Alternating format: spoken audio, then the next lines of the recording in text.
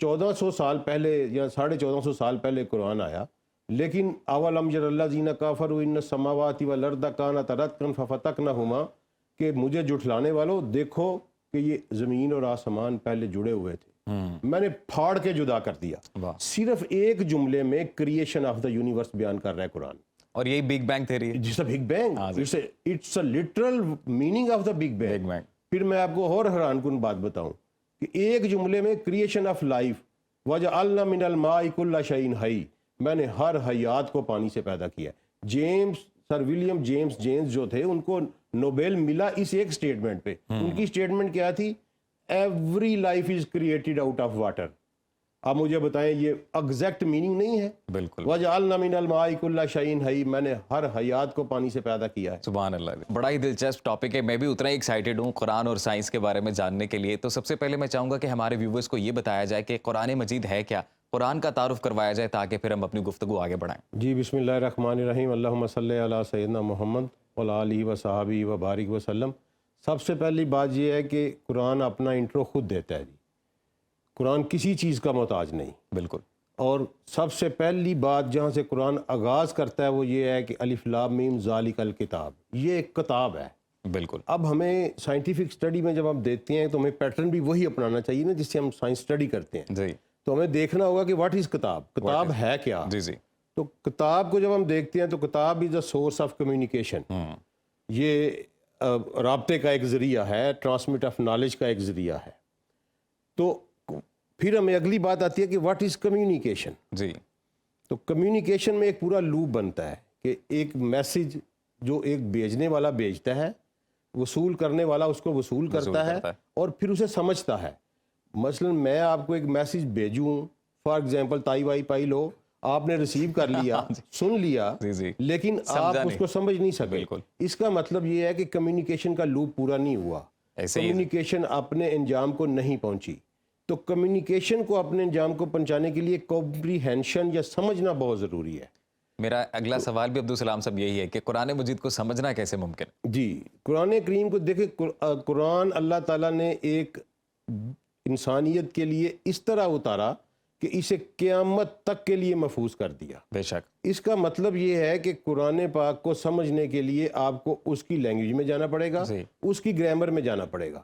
اور یہی المیہ ہمارے ساتھ ہوا کہ ہم نے قرآن پاک کو جنتر منتر ٹائپ میں رکھ لیا۔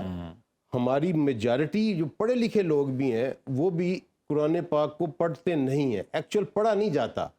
ٹھیک ہے، آپ ناظرہ پڑھ لیتے ہیں، ہر بندے کے دل میں درد ضرور ہے، تلاوت ہوتی ہے۔ میں اس لیے کہتا ہوں کہ ہر بندہ ہر اپنے بچے کو ناظرہ قرآن جب پڑھاتا ہے تو اس کے دل میں یہ درد ضرور ہے کہ میرا بچہ قرآن سے مانوس ہو۔ بالکل۔ لیکن میتھڈالوجی جو ہے وہ غلط ہو چکی ہے۔ میتھڈالوجی کیوں غلط ہوئی کہ ہم ایک ایسی ہمارے اوپر سٹیج آئی کہ ہم نے اپنے انٹیلیجنسیا نے چھوڑ دیا اس کو پڑھنا اور ایک ویکیوم کریٹ کیا، جس کو ویکیوم جہاں کہیں بھی بنے گا، یہ فزیکل لا ہے کہ جہاں کہیں بھی ویکیوم بنے گا ایلین فورسز آئیں گی اور اس کو پر کر دیں گے۔ عبدالسلام صاحب، جیسے ابھی آج کل میرے جیسا کوئی عام آدمی یا ہمارے جتنے ویورز اس وقت گھروں میں بیٹھ کے سن رہے ہیں، دیکھ رہے ہیں سیگمنٹ کو، اور وہ قرآن پڑھنا چاہتے ہیں یا قرآن کو سمجھنا چاہتے ہیں، تو عمومی طور پر یہ تاثر ہوتا ہے کہ جی کسی عالم کی ضرورت ہے، کسی مولانا صاحب کے پاس جایا جائے گا، پھر وہ اس کو سمجھائیں گے کہ اس کا مطلب کیا ہے۔ تو کیا ایسے ہی ہے یا گھر بیٹھے بھی اس کو صحیح معنوں میں سمجھا جا سکتا؟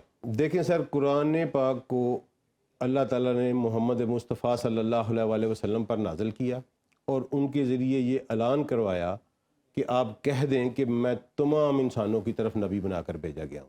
اس کا مطلب ہے کہ قرآن ہر بندے کی کتاب ہے۔ بالکل۔ اس کو پڑھنے کے لیے دیکھیں استاد کی ضرورت تو ہر وقت رہتی ہے، لیکن یہ جو بیسک کنسیپٹ ہے اس کو پڑھنے کے لیے کسی کی ضرورت نہیں ہے۔